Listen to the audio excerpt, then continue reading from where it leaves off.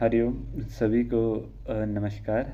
आज के इस व्याख्यान में हम कालिदास विरचित रघुवंश महाकाव्य का अध्ययन करेंगे।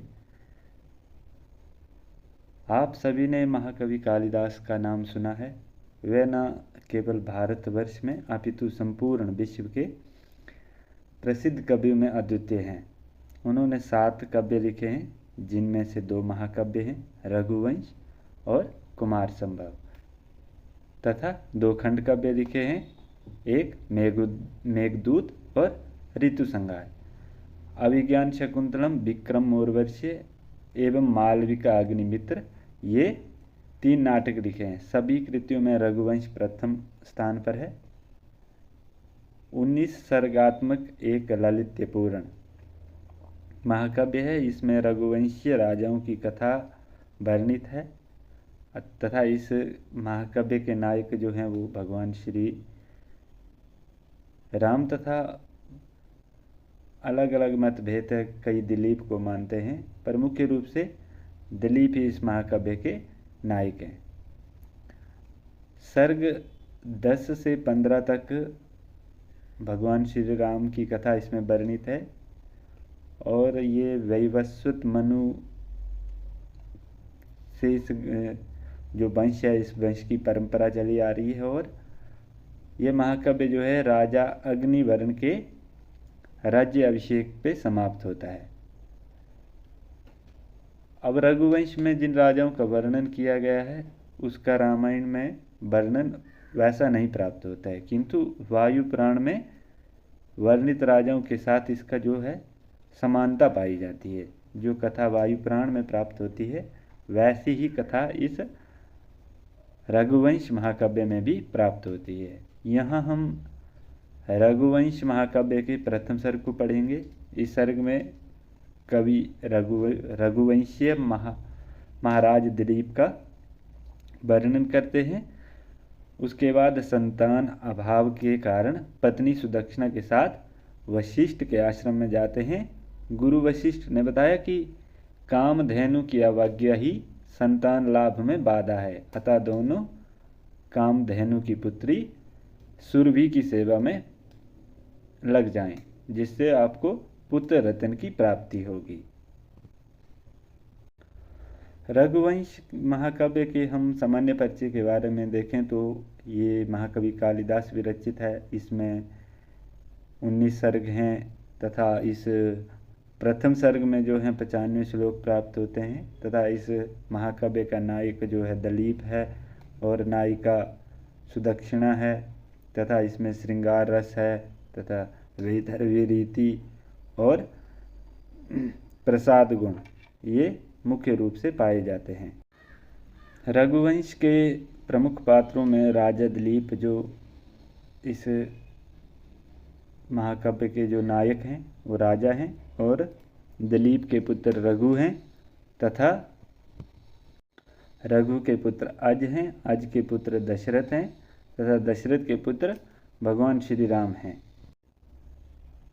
वशिष्ठ कुलगुरु हैं और सुदक्षिणा मगध देश की राजकुमारी है। आइए प्रारंभ करते हैं रघुवंश महाकाव्य। ग्रंथारंभे निर्विघ्नेन ग्रंथ परिसमाप्ति कामः कवि मंगलाचरणम करोति। जब भी हम किसी ग्रंथ का प्रारंभ करते हैं तो कवि उसमें मंगलाचरण करता है। जो 3 प्रकार का मंगलाचरण होता है, आशीर्वादात्मक, नमस्कारात्मक और वस्तु निर्देशात्मक। आइए देखते हैं इस महाकाव्य का मंगलाचरण। क्या है मंगलाचरण? तो कहते हैं कि वाग अर्थाविव संपृक्तौ, वाग अर्था प्रतिपत्तये जगतः पितरौ वंदे पार्वती परमेश्वरौ। वाग अर्थाविव संपृक्तौ, वाग अर्था प्रतिपत्तये जगतः पितरौ वंदे पार्वती परमेश्वरौ। अन्वय देखें, अन्वय में क्या कहते हैं कि वागर्थ प्रतिपत्तये वागर्थाविव संपृक्तौ जगतः पितरौ पार्वती परमेश्वरौ वंदे।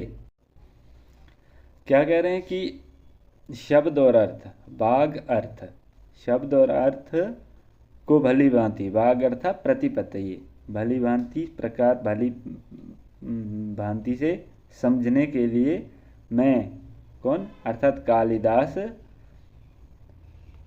क्या कर रहा हूँ, बागर्था विव संपृक्तौ जगतः, कि मैं कालिदास शब्द और अर्थ की तरह नित्य जो संबंध है, नित्य संबंध एक रूप तथा संसार के कौन, माता पिता पार्वती तथा भगवान शंकर को क्या करता हूँ, प्रणाम करता हूँ। पितरौ पार्वती परमेश्वरौ वंदे, कि मैं जो जगत के जो स्वामी हैं, जो संचालन करता है भगवान शंकर तथा माता पार्वती को मैं प्रणाम करता हूँ।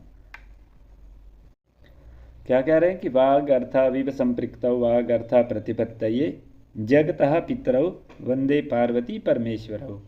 क्या कह रहे हैं कि शब्द और अर्थ को भली प्रकार समझने के लिए मैं कौन, अर्थात कालिदास शब्द और अर्थ की तरह, जैसे शब्द और अर्थ का संबंध होता है, एक रूप होते हैं, तथा संसार के माता पिता पार्वती तथा भगवान शंकर को मैं प्रणाम करता हूँ। इस श्लोक में जो है अनुष्टुप छंद है तथा नमस्कारात्मक मंगलाचरण है। आगे क्या कह रहे हैं कि क्व सूर्य प्रभुवंशा क्वच अल्प विषयमति तितरीषु दुस्तरम मोहाद उड़ुपेनस्मि सागरम। अन्वय देखिए क्या कह रहे हैं कि सूर्य प्रभावंशा क्व अल्प विषय मम मति च क्व अहम मोहात उड़ुपेनस्मि सागरम उड़ुपेन दुस्तरम सागरम तितरीषु अस्मि। कहने का तात्पर्य क्या है कि कहाँ तो सूर्य से उत्पन्न हुआ ये वंश, और कहाँ थोड़ी बुद्धि वाला क्वच सूर्य प्रभावंशा क्व अल्प विषय मम मति, कहाँ और मेरी कम विषय जानने वाली मति, इसमें बड़ा अंतर है। तथापि मैं उसे रघुकुल का जो मोहवश, क्या कह रहे हैं कि मोहवश मूर्खतावश उसी प्रकार पार करना चाहता हूँ। कैसे, जैसे छोटी एक नौका से दुस्तरम कठिनता से पार किए जाने योग्य समुद्र को पार करना चाहता हो, ऐसे। तितिरीश दुस्तरम मोहाद उड़ुपेन अस्मि सागरम। क्या कह रहे हैं कि क्व सूर्य प्रभावंशा क्वच अल्प विषयमति तितरीश दुस्तरम मोहाद उड़ुपेन अस्मि सागरम, कि कहाँ तो सूर्य के जो वंश में उत्पन्न हुआ ये रघुकुल वंश, और कहाँ सीमित ज्ञान वाली मेरी बुद्धि, दोनों में बहुत ही बड़ा अंतर है। तथापि मैं उसे मोहवश, जो अपने अज्ञानता के कारण उस प्रकार पार करना चाहता हूँ। कैसे, जैसे छोटी नौका से दुस्तरम कठिनता जो कठिनता से पार किए जाने योग्य हो, उस समुद्र को पार करना चाहता हो, वैसे ही मैं भी इस महाकाव्य को जानना चाह रहा हूँ या लिखना चाह रहा हूँ, ऐसा वर्णन करते हैं। आगे क्या कह रहे हैं कि मंदः कवि यशा प्रार्थी गमिष्यामि उपहास्यताम प्रांशु लभ्य फले लोभाद उद्बाहुरिव वामनः। क्या कह रहे हैं कि मंदः कवि यशा प्रार्थी गमिष्यामि उपहास्यताम प्रांशु लभ्य फले लोभाद इव उद्बाहुरिव वामनः।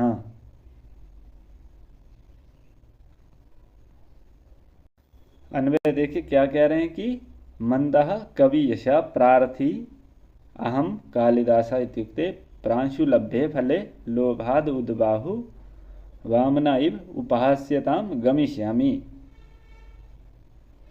क्या कह रहे हैं कि कवीश्वरों के यश को चाहने वाला मैं, कम बुद्धि वाला, हंसी को प्राप्त होऊंगा, जैसे लंबे पुरुष के हाथ लगने योग्य फल की ओर लोभ से ऊंचाई बाहें उठाने वाला बोना, उसी तरह से मैं भी उपहास का पात्र बन जाऊंगा।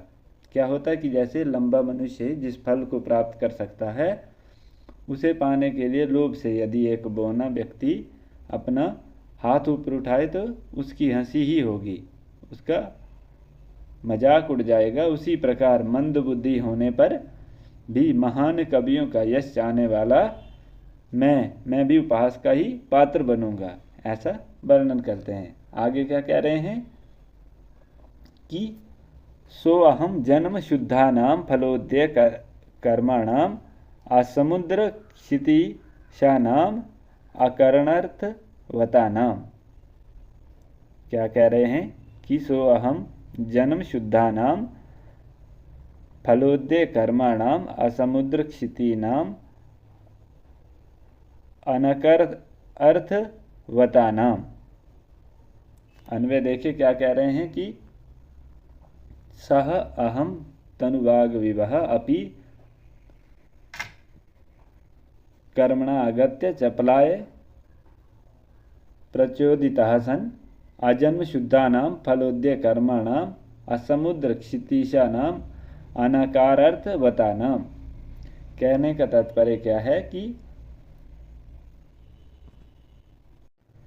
वह जो अर्थात कालिदास जन्म से ही शुद्ध फल प्राप्ति तथा कर्म में लीन समुद्र पर्यंत जो विस्तृत पृथ्वी के शासक तथा स्वर्ग तक गए हुए रथ के मार्ग वाले रघुवंश के जो राजाएं हैं उनका मैं वर्णन करूंगा। कहने का तात्पर्य क्या है, जो कालिदास के नायक अत्यंत थे वो मतलब बहुत ही अत्यंत पराक्रमी तथा वीर थे। स्वर्गलोक में रहने वाले देवताओं विशेष रूप से इंद्र को भी उनसे असुरों के नाश में सहायता लेनी पड़ती थी। ऐसे जो राजाएं हैं, जो रघुवंश में वर्णित राजाएं हैं, तो वे बहुधा देवलोकों में आते जाते रहते थे। उनके रथ का मार्ग भूलोक ही नहीं देवलोक तथा इंद्रलोक तक फैला है। महाराज दशरथ की कथा को लोक विस्तृत है। ठीक है, ऐसा इसमें वर्णन प्राप्त होता है। आगे क्या कह रहे हैं कि यथा विधिहुत अग्नि नाम यथा काम अर्चित अर्थी नाम यथा अपराध दंडा नाम यथा काल प्रबोधि नाम। क्या कह रहे हैं अन्वय में देखें, यथा विधिहुत अग्नि नाम यथा काम अर्चित आर्थी नाम यथा अपराध दंडा नाम यथा काल प्रबोधि नाम। ऐसा कि जो विधि पूर्वक अग्नि में आहुति देने वालों को, जो विधि पूर्वक जो यज्ञ इत्यादि करने वाले का जो था, और फिर क्या था कि यथा काम अर्चित आर्थी नाम, जो कामना अनुसार जो याचनाओं का जो द्रव्य इत्यादि जो कोई भी भिक्षाटन इत्यादि जो करते थे उनके अनुसार, और फिर यथा अपराध दंडा नाम, और अपराधियों जिसने जैसा अपराध किया हो उसको उसी हिसाब से दंड देने वालों का तथा उचित समय में जागने वालों का। ऐसा जो वंश है, जो ऐसे वंश में उत्पन्न राजा हुए हैं, उन राजाओं का मैं वर्णन करता हूँ। क्या है, एक बार फिर देखिए, यथा विधिहुत अग्नि नाम यथा काम अर्चित अर्थी नाम यथा अपराध दंडा नाम यथा काल प्रबोधि नाम।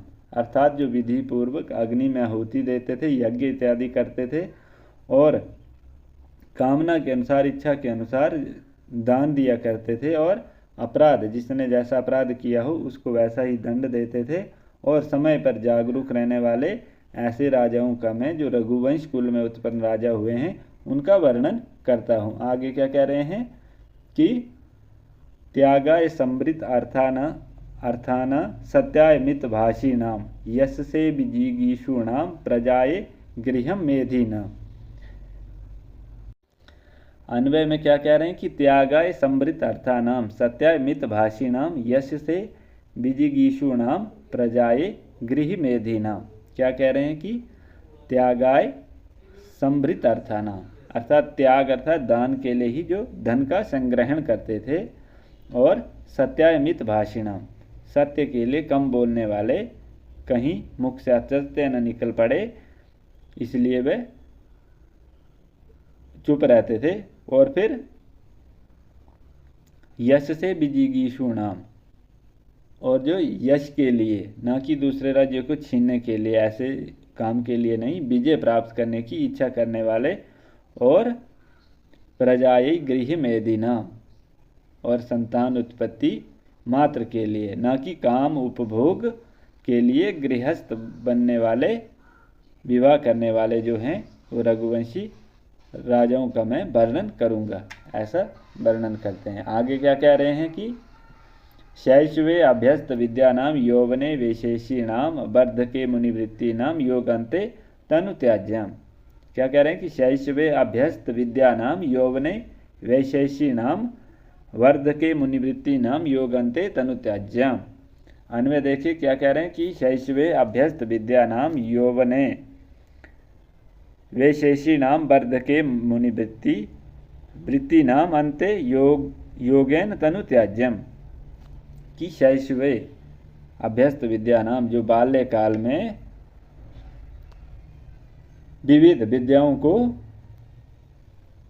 जानने वाले या उनका अभ्यास करने वाले, फिर यौवने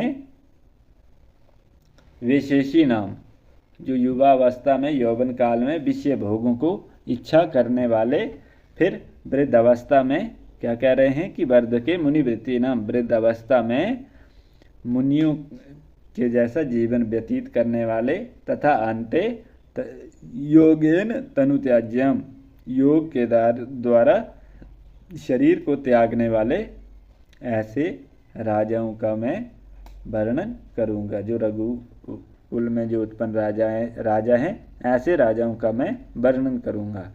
आगे क्या कहते हैं कि रघु नाम अन्वयम बक्षये तनुवाग अग्निभवो अपि सन तद्गुणे कर्म त्यागाय चपलाय प्रणोदितः। अन्वय देखिए क्या कह रहे हैं कि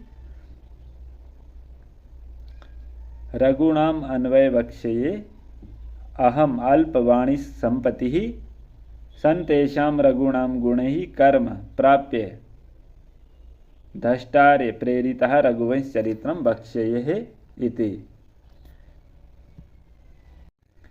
क्या कह रहे हैं कि जो यद्यपि मेरी वाणी का जो वैभव है वो वर्णन शक्ति कम है, तथापि पूर्व गुणों से जो पहले जो रामायण इत्यादि जो काव्य लिखे गए हैं उन गुणों को सुनकर रघुवंश राजाओं का वर्णन करूंगा, जिनके गुणों ने मेरे क्या किए हैं, कान में आकर इस चपलकार रघुवंश महाकाव्य को करने के लिए प्रेरित किया है। ऐसे में जो इनके गुण सुनकर जो मैं प्रेरित हुआ, ऐसे फिर राजाओं का मैं वर्णन इस महाकाव्य में करूंगा। फिर आगे क्या कह रहे हैं कि तम संता श्रोतुम अर्हन्ति सद असद व्यक्ति हेतुवः हेमनः संलक्ष्यते हयग्नौ विशुद्धि श्यामिका अपि वा। क्या कह रहे हैं अन्वय में कि सद असद व्यक्ति हेतुवः संतः तम श्रोतुम अर्हति ही हेमनः विशुद्धि व श्यामिका अपि अग्नौ संलक्ष्यते। कहने का तात्पर्य क्या है कि जो मैं ये रघुवंश महाकाव्य लिख रहा हूँ, इस महाकाव्य को भले बुरे की जो पहचान कर सकने वाले सज्जन ही जो इसको सुन सकते हैं। सत असत व्यक्ति हेतुवः संतातम श्रोतुम अर्हन्ति, जो अच्छे बुरे की जान कदर रखते हो, जानने वाले हो, वो ही इस महाकाव्य को सुन सकते हैं। क्योंकि हेमना संलक्ष्यते हयग्नौ विशुद्धि श्यामिका अपि वा, क्योंकि सोने की शुद्धता अथवा मलिनता, खरापन और खोटापन जो है उसकी परीक्षा अग्नि में डालने पर ही होती है। इसलिए ऐसा कह रहे हैं कि तम संतः श्रोतुम अर्हन्ति सद असत व्यक्ति हेतुवः हेमनः संलक्ष्यते हयग्नौ विशुद्धि श्यामिका अपि वा, कि मेरे द्वारा जो ये ग्रंथ लिखा गया है उसको सुनने के जो अधिकारी हैं, जो अच्छे बुरे की पहचान रखते हो, वही सुन सकते हो। क्योंकि जैसे सोने की जो परख होती है वो अग्नि में होती है, तो इस काव्य में भी ऐसा वर्णन प्राप्त होता है। आज की कक्षा के लिए इतना ही। धन्यवाद। अगली कक्षा में पुनः मिलते हैं। धन्यवाद।